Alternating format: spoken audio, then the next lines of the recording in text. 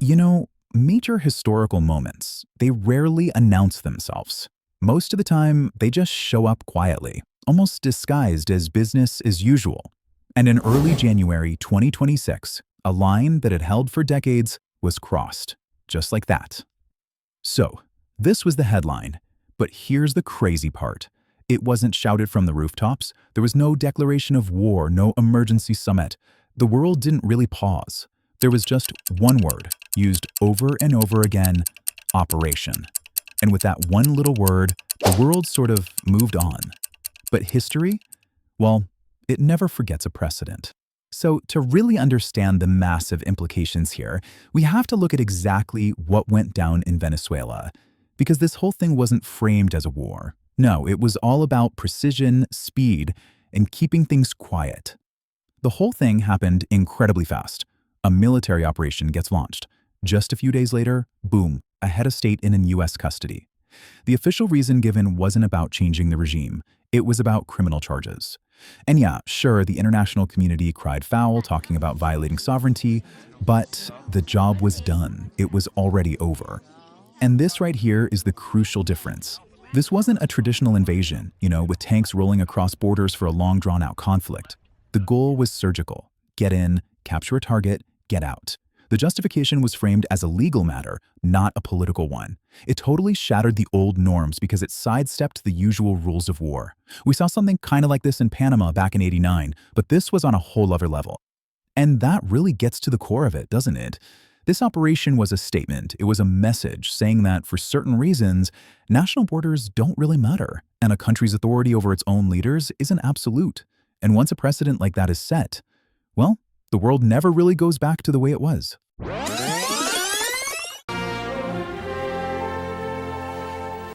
In Miami, ousted Panamanian leader Manuel Noriega was sentenced today 40 years in prison. He was convicted of drug trafficking and racketeering.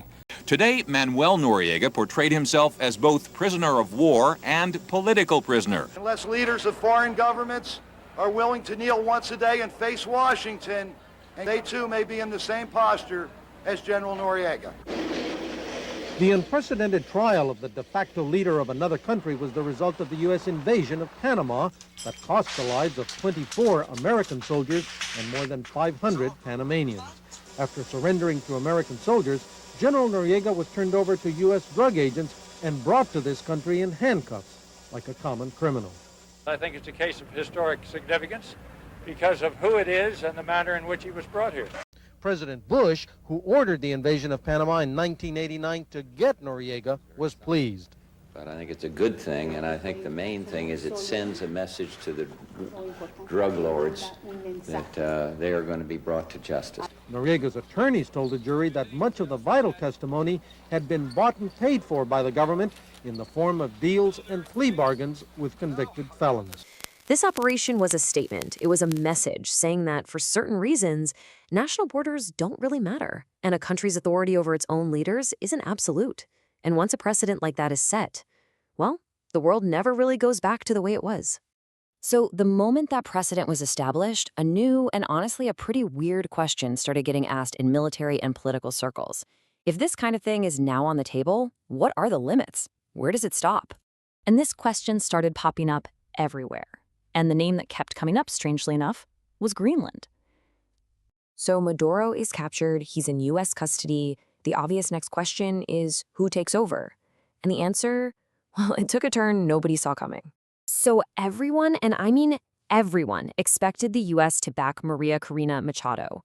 She was the leader of the Democratic opposition, a Nobel Peace Prize winner, the obvious choice, right? Nope. In a move that just stunned observers, the administration decided to work with Maduro's own vice president, Delcy Rodriguez. The opposition was just left completely out in the cold. The official line from the White House was that Machado just didn't have the support inside the country to take power.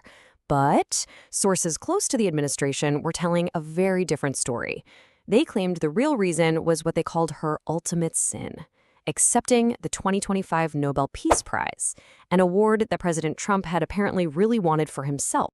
Okay, so beyond the politics, there was another massive piece of this puzzle: the military action was explicitly, and I mean openly, linked to a core U.S. interest, Venezuela's absolutely enormous oil reserves. And to really get a handle on the stakes here, you have to look at this number, 300 billion barrels. That's what we're talking about. Venezuela is sitting on something like 17% of the entire world's proven oil reserves. It's a resource the U.S. was absolutely determined to get back on the global market, just under new management. But this created a huge, huge problem. Venezuela was drowning in debt, about $170 billion worth. So how could the U.S. start selling all this oil without international creditors just swooping in and seizing every last dollar? Well, the solution was pretty creative, you could say, a very unconventional financial workaround. The U.S. Treasury would manage the oil sales, and all the money would be funneled into U.S.-controlled bank accounts. But, and this is the key part, those accounts were set up in the neutral territory of Qatar. That effectively shielded all the revenue from being seized by creditors. And they didn't waste any time putting this plan into action. We're talking just 11 days after Maduro's capture, the administration announces the very first sale under this new great energy deal. And just like that, it brings in $500 million. Okay, so finally, let's zoom out a bit. Because this intervention is being framed as something much bigger than just a one-off event. It's being presented as a whole new foreign policy doctrine. President Trump himself gave it a name. He called it an evolution of the old 19th century Monroe Doctrine. You know, the policy that was designed to keep European powers out of the Americas. He dubbed his version the Don Roe Doctrine, basically updating that old idea for modern geopolitics and, of course, for U.S. interests. And this quote, "American dominance in the Western Hemisphere will never be questioned again." I mean, that makes the objective completely crystal clear, doesn't it? The whole point was to reestablish absolute U.S. influence in its own backyard and to send a very loud message to rivals like China and Russia, stay out. So this is where we're left, with this huge central question. Was this a necessary strike against a tyrannical narco-state that was a genuine threat to the region?